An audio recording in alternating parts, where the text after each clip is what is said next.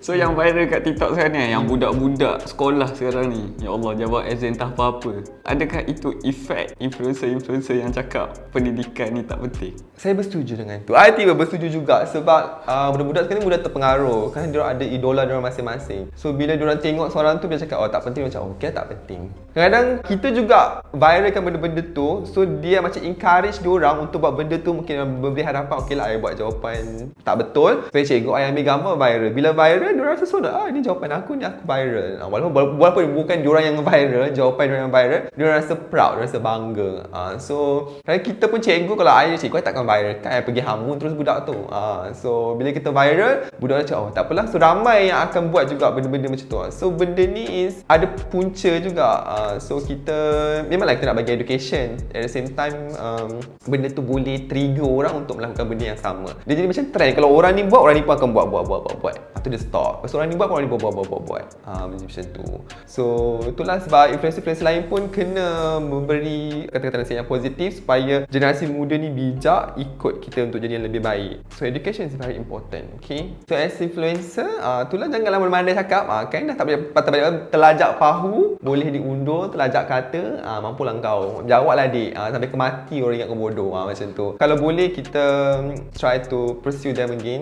Sometimes people do mistake, terlepas cakap ke, terlepas tafsir ke. So kalau nak re-explain balik, make sure kita bagi explanation yang betul-betul supaya orang faham, tahu betapa pentingnya education ni. Jangan sekali nak memenangkan tak penting education, jangan. Pembelajaran ni penting supaya kita jadi seorang yang bijak, pandai, seorang yang orang kata apa, berperkemanusiaan. Okay, untuk orang yang nak jadi influencer ke, nak jadi pelakon ke, walaupun filming tu ada education, dia akan ajar subjek lain-lain. Kita kadang nak berlakon kena cakap pandai English, kena cakap bahasa Melayu. Kerana pertuturan bahasa Melayu tu penting. Tata bahasa, peribahasa, simpulan bahasa, ada nampak tu. Educated tak lah, kita nampak tak educated kan.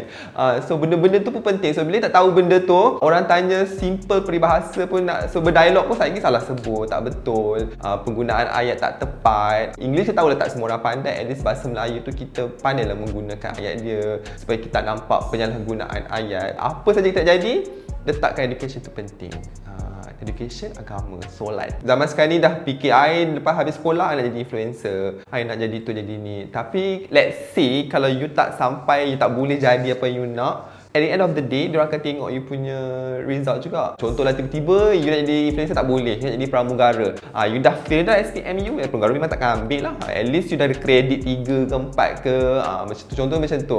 So education tu penting as a backup. Even I habis sekolah pun, bapa I tak bagi sambung belajar ambil diploma. After few years, I ambil sendiri. I took initiative untuk ambil sendiri PJJ apa semua. At least I ada diploma in my hand. So kita bila buat content ke, berlakon ke, kita buat apa-apa ke, at least kita ada knowledge. Tak nampaklah kita know. Kerana benda tu macam dari segi English, PM education, agama, sejarah. Kadang contoh related dengan sejarah, at least kita tahulah sikit-sikit, tak ada nampak macam bengong kan. So memang education is penting. At least ada education minimum SPM, belajar elok. Belajar is belajar. Okay, nak jadi influencer ke apa, bila you buat content, macam you can see Khairul Amin.